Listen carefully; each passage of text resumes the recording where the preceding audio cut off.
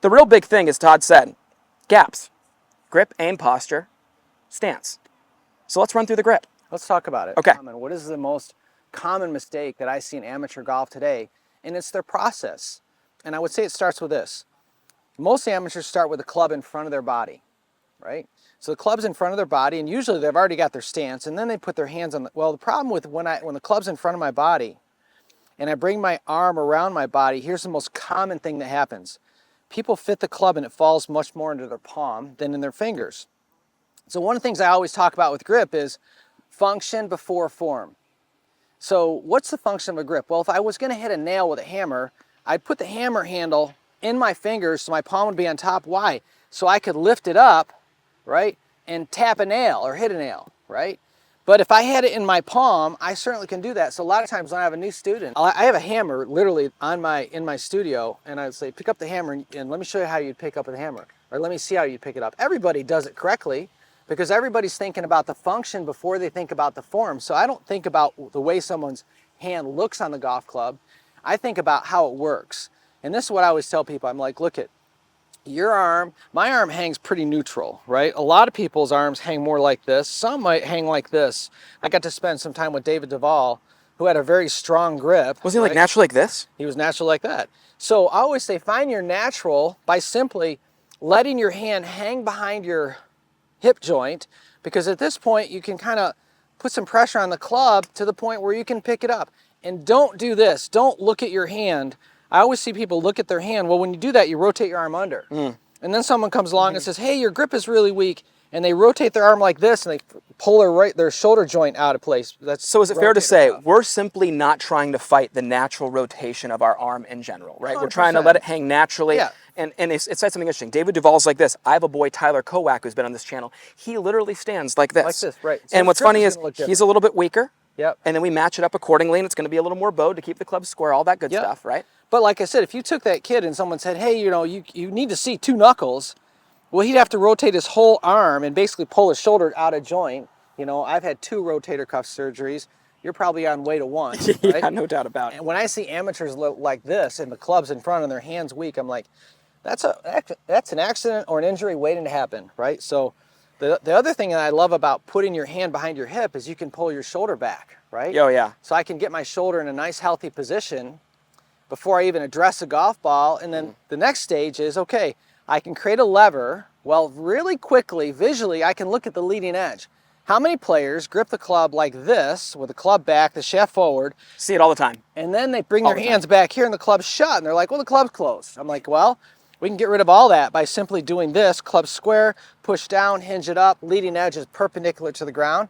Now, the other thing I really think is important is I like the shaft to be at an angle to the left arm when I apply my trail hand. Why? Because if there's an angle here, you're going to fit your trail hand much better, because a lot of times I see people put their trail hand on the golf club when the club's on the ground, and they can go under and they can have a really bad trail hand position. Show them that angle exactly, because I love that right there. Where I'm like this, yes. Right? Yeah, I mean, a lot of amateurs walk in and they're underneath. See it all the time. Right? Whereas that's pretty hard to do if the shaft's like that. That's just not going to fit. It's not going to fit. So I always tell people, look, hinge the golf club, bring it up, bring your right hand up, almost, well, not almost, like you're going to shoot a pistol, right? So I'm straight ahead. I'm not a gangster. Love the trigger finger. Right? Yeah, I mean, exactly. And you know what I always say now, too? It's trigger guard finger. Because when you think about it, your forefinger is on the trigger guard. When I see someone like this, they've pulled the trigger. Yeah. Fist, right? Yeah. So I would say, okay, like your finger's on a trigger guard, right? There's a little hook there. And again, the grip is naturally sitting in my fingers. And then this is really critical to me. It's like when I slide the right hand back, slide the palm back, I'm making sure that the heel pad of my palm locks in right behind my thumb joint. Why? Because that's a pressure point. So when I'm coming through impact, I want to make sure that palm can push against the lead thumb, right? Which stabilizes the club face. So sometimes I'll see people, they get almost correct, but then they get high with that palm. There's no stabilization.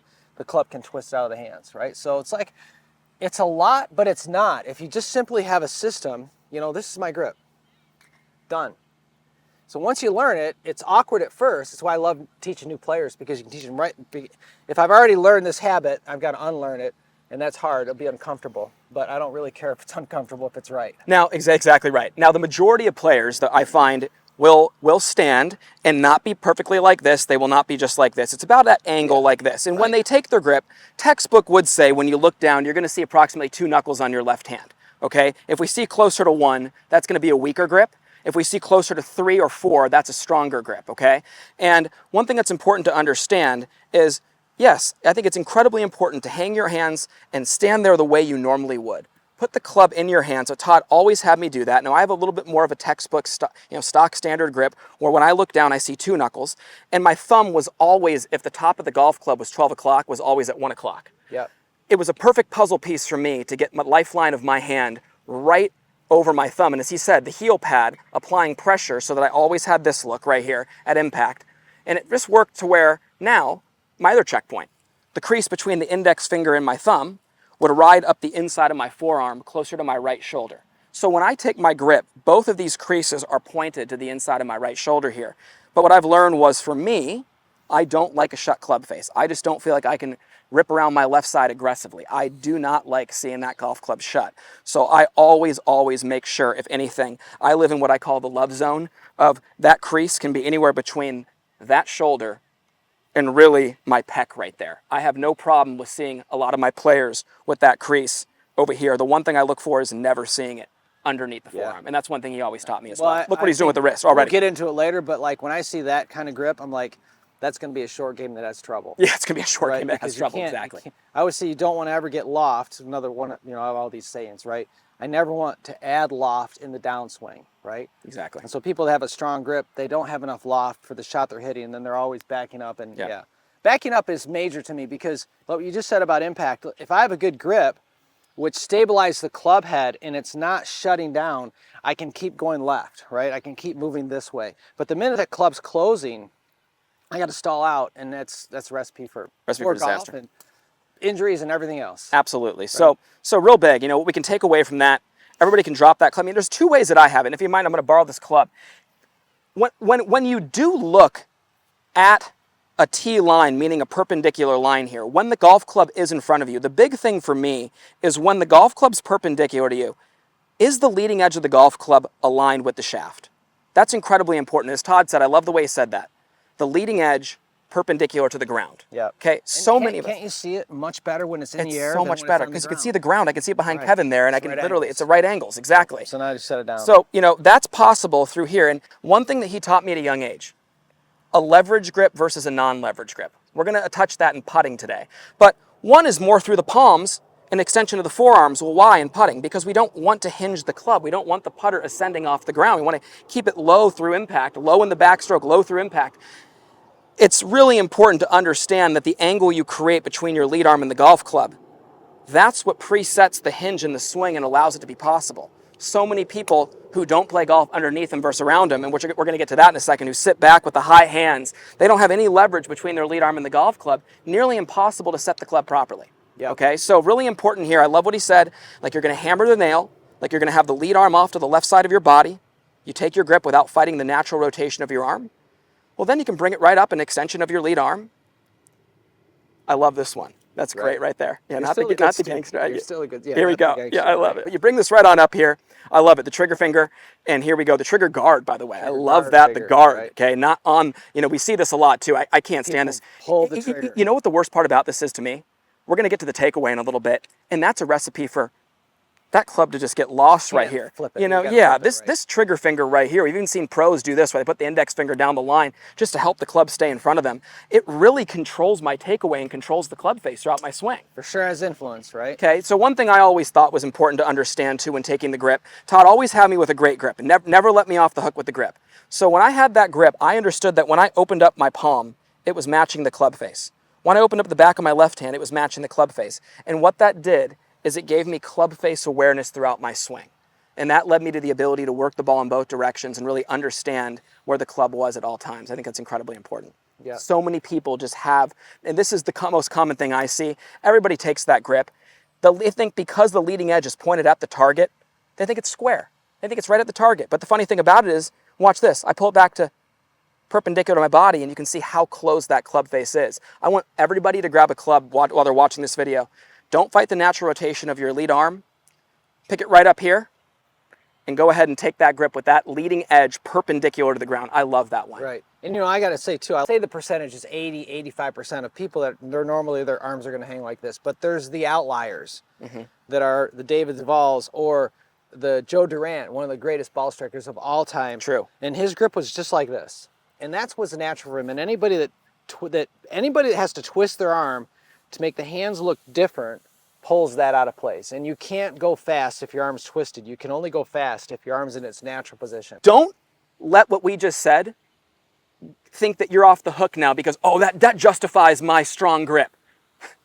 Make sure you truly are somebody who's actually like this. It's a rare outlier. It's a rare outlier. So Right. exactly, you know, just try to pick up on, well, what's natural? Shake it out, let it hang. There I am right there. Not like this, not like that, right there. Yep. Okay, so that's I always say find your natural. find your natural. And that's where your arm is hanging. That's where your arm, mine's very neutral, right? It's more like Corey. It's honestly, and I've had some operations and it's probably a little bit that way, but my arms hang more out naturally. And so if you ask me to do this, you know, my hand would look a lot. If you asked me to have Adam's grip, I would have to twist my arm. Yes. And that's awful. So I want to go right here where that just naturally hangs. And that's my grip's going to look a little more neutral or weak by some standards.